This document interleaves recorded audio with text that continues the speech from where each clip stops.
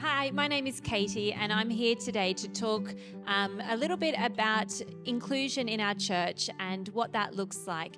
And we're going to have a conversation with lots of different people from City Gates who are affected in some way or involved some way with inclusion.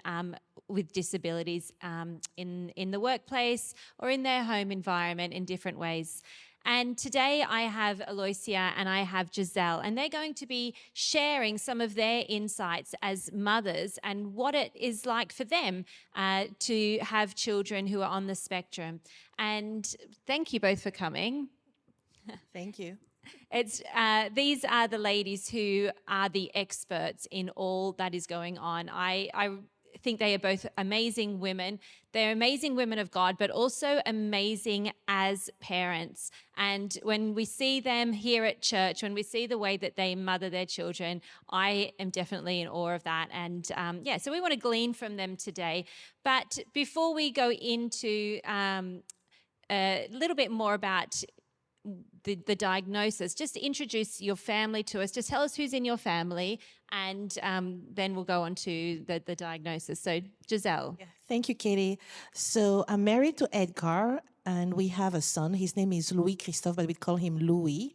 He will be 15 in July, and we are originally from the Central African Republic. How long have you been in Dubai? We've been in Dubai for 2 years now. 2 years. Wow. Yeah. Yeah. So Louis, received the diagnosis when he was about 5 years old. And at that time, we were living in Nairobi, Kenya.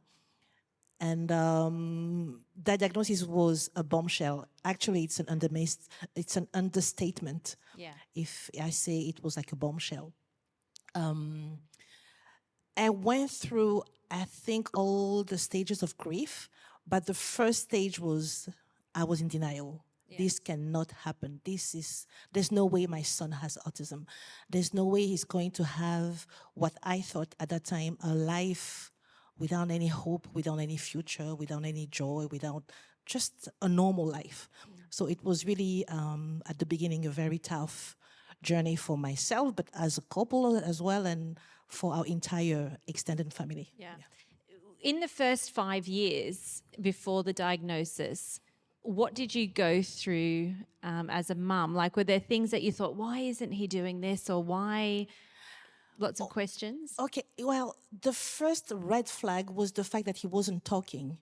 But I wasn't that worried because one of my brother spoke very late. He spoke at 5, and he had no autism.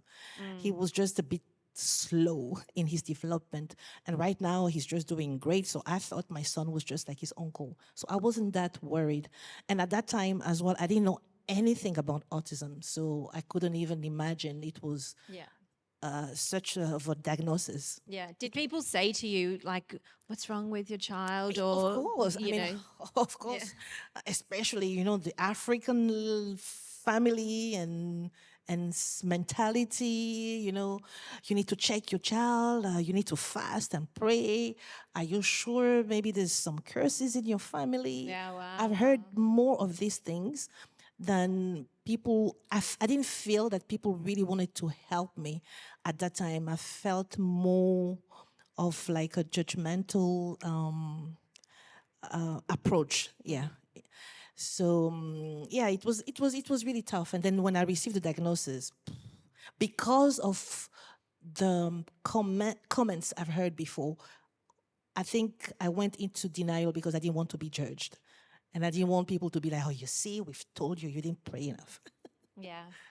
Yeah, amazing. Aloysia, your son Daniel is now how 9, okay. And I must say, like, he's just such a joy. I hope you know that. And I'll never forget the day. It was a few months ago. I was standing at the front of the church, and Daniel walked in the glass doors from outside, and he ran in and he jumped into my arms. I was like, oh, hi, Daniel. And he's like, my mum's having a baby. I'm having a baby brother.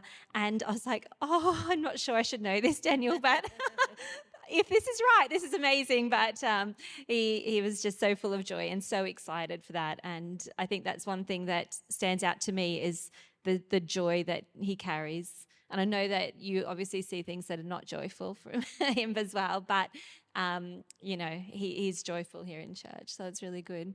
Tell us about Daniel and the process you went through for his diagnosis. Thank you so much, Katie, for having us and sharing this discussion with us. I think it is a great opportunity to talk as people in the community so that we can learn from each other and support each other, but also so that others in our church and extended family can learn about who we are and what we need. So with my son, Daniel, we're from South Africa. And when I first started becoming concerned about him was when he was about 2 years old. I had signs prior to that, but I think being a working mum and also him being my first child, I was more prone to ignoring things or being in denial. And also being a medical professional, I got to see kids develop at different rates. And so I would just excuse it as, oh, it will come, or he will get there, and it will be okay. And because with our diagnosis, it's not something physical that you can see, it's a lot easier to just ignore the early signs. And so also, what was quite confusing is that he had developed typically for 18 months. And so when you see that, you think, okay, we're on the right path, we'll just continue. And then when symptoms started to show, there were always social circumstances that I could excuse them with. So I had moved country in South Africa to study and continue my professional development. And at the time, Daniel's dad, Mark, had moved to the UAE. And they were very attached because I worked so long. And so Mark was always with him. So he was a daddy's boy. And now it was just him and I in a different city with no family or friends.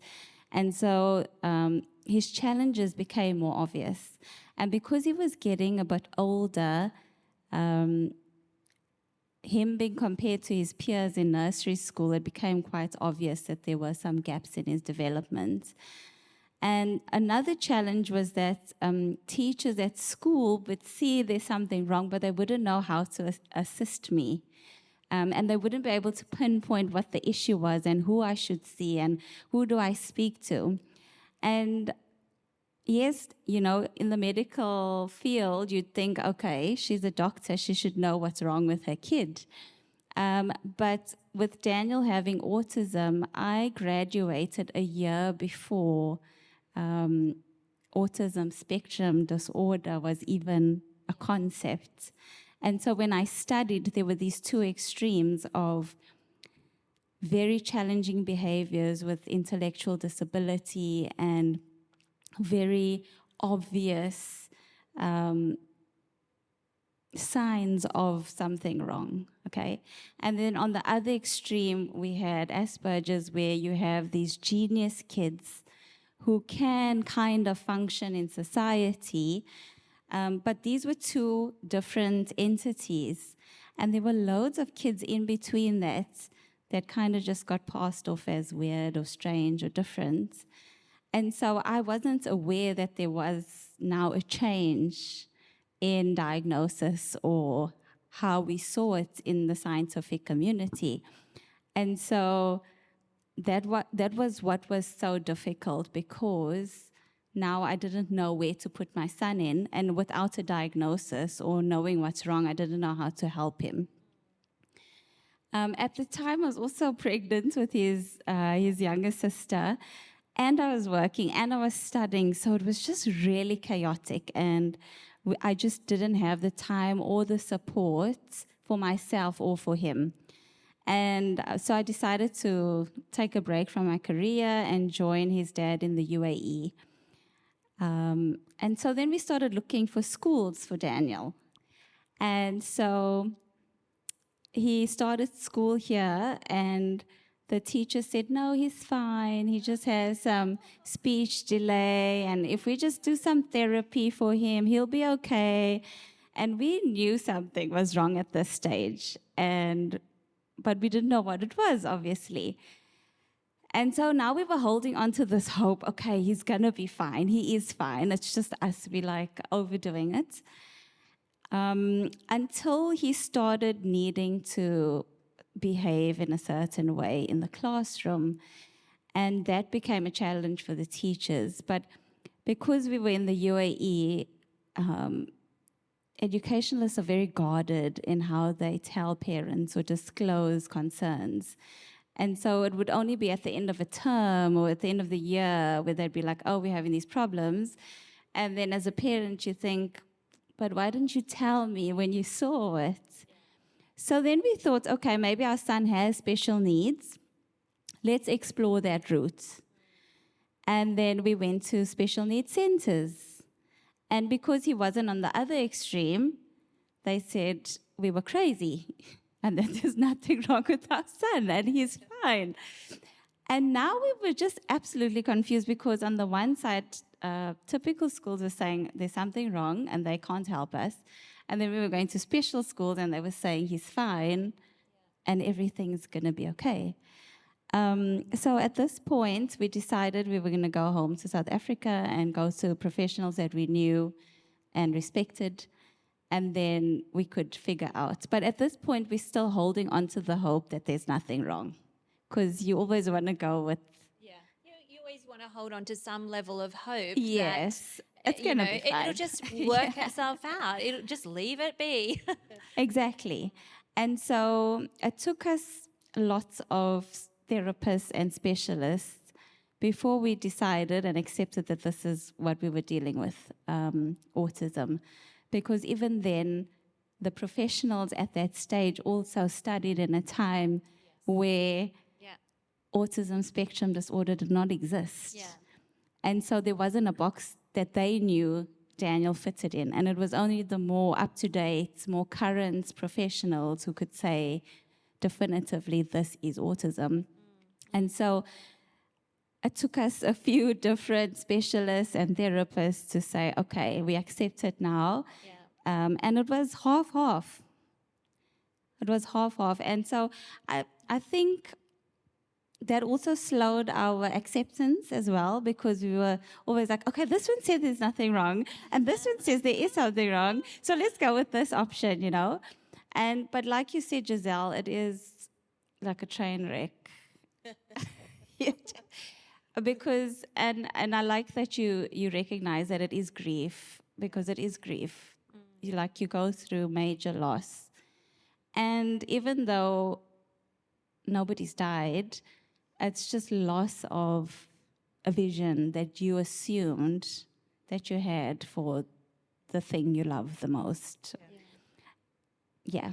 Actually, I remember a psychologist saying that our spouse represent like the now, and our children represent the future. So when you receive such a diagnosis, you're like, okay, so what is going to be my child's future? You know, it's like black. You have black screen when you receive such a diagnosis. And then when you process it, and when you get information, and when you listen to other people's testimony and journey, and us being women of faith and spiritual, then you regain that confidence, that faith, that joy that you have lost, that peace that you have lost, and knowing that no matter what, your child still has a future and has a plan. Yeah, so that's how I got up. Yeah. Both of you mentioned like you saw red flags of some sort. What advice would you have to another parent who looks at their child and thinks something is not quite right, like in terms of practical advice, but also spiritual or mental advice? Can I? Okay.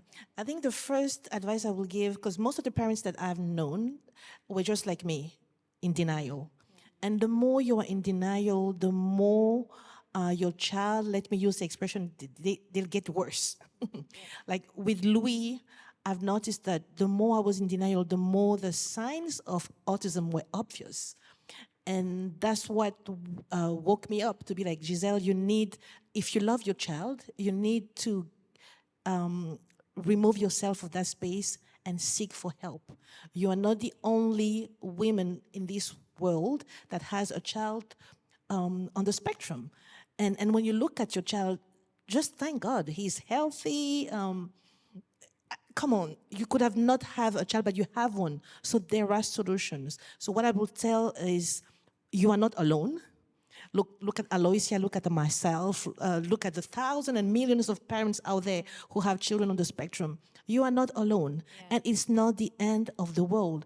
There are solutions, there are good outcomes that come out of this condition. And if you are a woman of faith, don't forget that the Word of God is true. How can something like autism work for your good? Yeah. Well, actually, it does. Yeah. It does. Yeah. Not only for your child, but especially for us as individuals. It brings, it makes us totally depend on God, on something that we cannot master. It makes us even love Him more, despite the challenges we go through. And we become also a source of inspiration. So there is something that will come out of, something good that will come out of this. So I know it's tough. You are not alone. And if Aloysia, myself, and other parents have made it through, okay, we are not done. But it's not the end of the world. Just seek help, and Yeah. it's going to be okay. Yeah. Anything that you would add to that? I think what Giselle has said is enough. Yeah. And I think why it's so hard for some people to do that is because of the voices around them. It could be the way that they were brought up, it could be family, it could be the church that make them too afraid to take that first step. And so I think a practical thing is not just the individual, but it's us around them to support them and help them. But that being said, I think although we can take practical steps, it's also such a personal thing, because I have amazing friends who love God so much, but when it comes to this and their children, it's just something that they do not want, or they don't care to do what Giselle and I have done. Or it's just a matter of taking the other route of implicitly trusting God that He will do everything and that it's not their responsibility to fix their child. And so I think it's also just changing mindset. So these discussions are so important, because there might be parents who don't want to accept or just want to trust God and say that, God, this is your thing. I'm going to carry on doing me and not partner with God. And so it's actually through that partnering where you can love God more and you can trust God more and you can grow more in maturity of faith because of that. But so long as we remain defensive and afraid, we can't develop ourselves. Yeah. One thing I'd add to that, and after we've started this conversation around All Are Welcome and what this looks like for us as a church, the number of people who keep coming up to me and saying, oh, my son has autism, or this person in my life and this person. And it's really opening that conversation of, it seems that everyone has someone in their life and they just needed to hear that it's okay to talk about it. And I think you two do an amazing job at just being so bold and brave with your stories and your testimony to say to other people, this is what's happened to us. And we haven't got to the end of the journey yet. We're still going, but God's got us. And the more you share, the more other people feel they can share. And I'm sure that I know, because people have said to me, it's really lightened their burden. And so thank you for always sharing. Going back to the church, and I think both of you at the beginning said a lot of people thought they knew what you needed, but they missed the mark a few times. So, is there something that you would be able to share, as in, what is it that you needed or still need now that would actually help you or support you, just from the congregation perspective or a church family perspective? Well, you just used a word, support. This is something I think that we will always need. And the support doesn't necessarily mean, oh, I'm going to pray for your child. I don't know. It's just be there for us, loving us generally, and try to understand by questioning us how you can help. That help could just be, oh, let's go and have a coffee. And taking us like out of this world, out of the autism world, so that we can just feel included as well, because us parents, we usually feel excluded, not because we want to, but because we feel that people don't understand us. So I'd rather be with Aloysia, because I know she will understand Louis, and I know you are sweet. I know you know you love our children, but everybody's not like you, Kitty. So as much as they do love us, but we feel uncomfortable because it's too long to explain how our child is, and why is he behaving that way. So the word, I think, is just support, and support comes with love. If we think that we are being loved generally, and that we are being accepted, when I say we, our families are being accepted with their uniqueness, then I think it's the first step to healing. But I also have to say, personally, I think Citygate is doing a wonderful job, really. We feel, my family and I, we feel so welcome, so loved, so encouraged that, to be honest, I don't think I've felt that in other churches. So Citygate is doing well, but as usual, there's always room for improvement. Yeah. Yeah, that's why we're here. So the first thing to finish, I'll just say continue to support us. Yeah, just support. I think it's unfair to say that we're not all learning. And I think churches have come a long way. And even though we might have been to churches who in the past were exclusive, or made us feel like we were embarrassing, or made us feel not welcome, I think there is a big movement towards learning more and growing more. But what's been great is seeing the evolution, because we've been kind of part of Citygates for as long as we've been in Dubai, and just seeing how different ministries have evolved in 5 years that we've been in the UAE, or at least in Dubai. From kids ministry, when we started off, I would feel like my son was being excluded when actually they just didn't know better, or they didn't know how to engage him or how to connect with him. So it was just easier to just carry on with the others and leave him in the corner. Or even grown-ups in the service who would like look at you and give you eyes because your kid was making noise. Obviously, you can't control your child. So or running up and down the aisles, or trying to get on the stage, to now where, you know, people know Daniel and they know who he is, and they know that he's going to be speeding off in one direction, and just to like keep an eye out on him.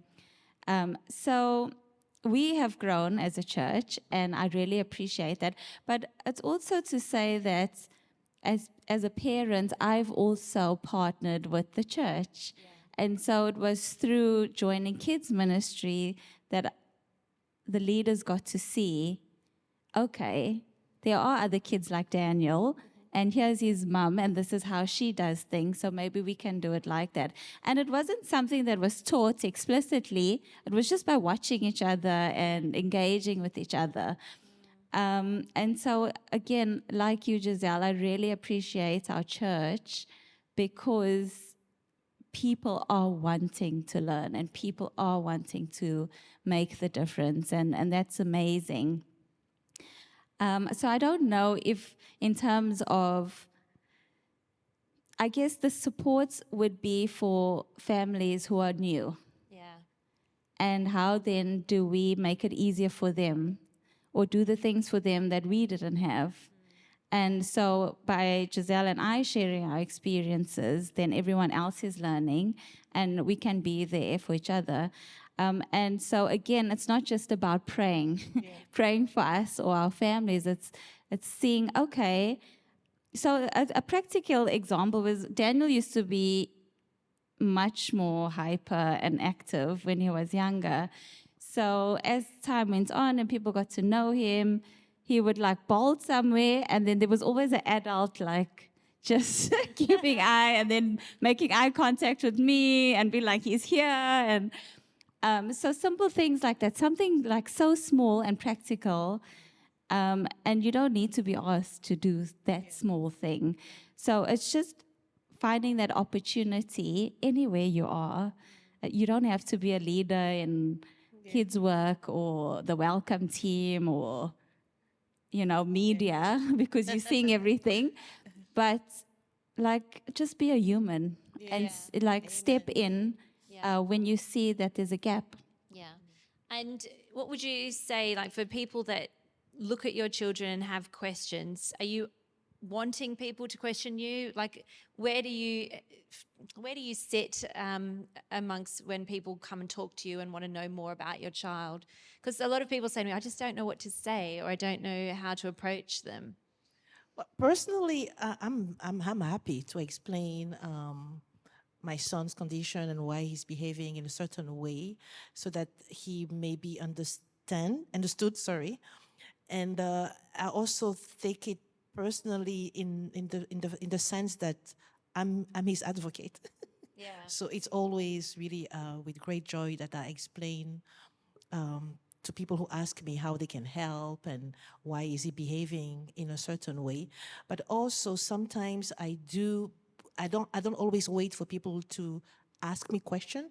Just like during this service, the last Sunday, Louis wanted to go out and he touched somebody. So I just went and told an excuse myself on Louis' behalf, and I just explained to him, just forgive him. He has autism, and the person was really, no problem. It's okay.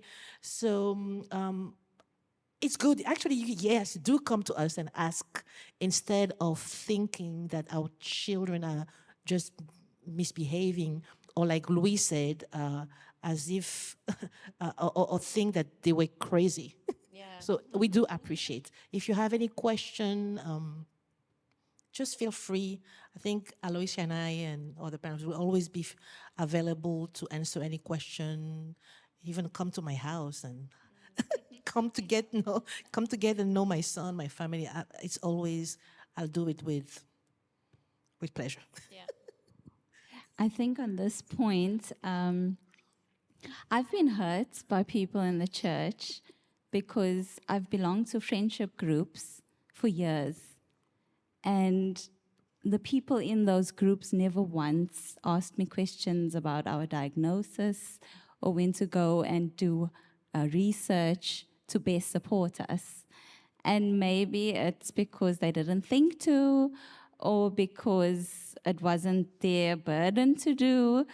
But I think it's really important to ask questions, even if you don't have time to go look for yourself. Because I'm the type of person who's very generous, as Giselle is. And I would go out my way for others.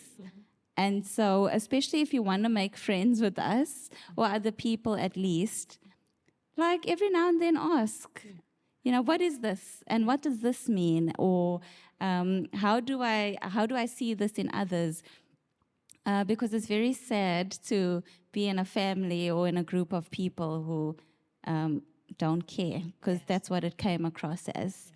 The other point I wanted to make is that people might see our kids, or even Louis. Actually, someone did say to me once, when they first saw Louis, they thought to themselves, why is this grown man behaving in this See the way? height of his parents, like And then it was only through Giselle speaking about her family and them getting to know Louis that they were like, oh, that's what that's about.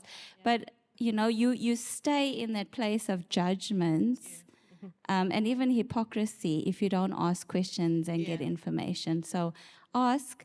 You might be met with harsh responses, and maybe those parents or those families are not in the space that we are. Because grief is a journey, and only once we've accepted can we be more confident and comfortable. But I like to say on the autism grief process, you know, we do graduate to a step of advocacy, and not everybody makes it there. So don't be upset if someone bites your head off for a question.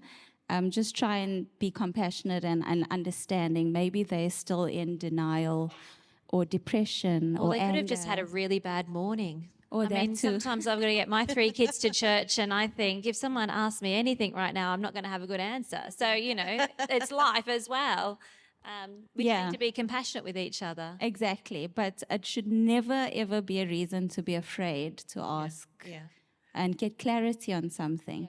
Can I add something about question? I think question is better than assumption. Like I've heard people, I had people coming to me, oh, why do you only have one child? You should have another one. Like as if Like you didn't think Louis of that. was, you know, I think he was not like less of a child. And I also had another person in the past come and tell me, oh, you know, you can have another child. Don't worry, he's not going to be like Louis. But you don't know my life. You don't know my life. I think it would be better to come and say, oh, Giselle, can I ask you a question? By the way, why do you only have one child? Instead of assuming that I don't want another child because I'm afraid of that child being like Louis, you know?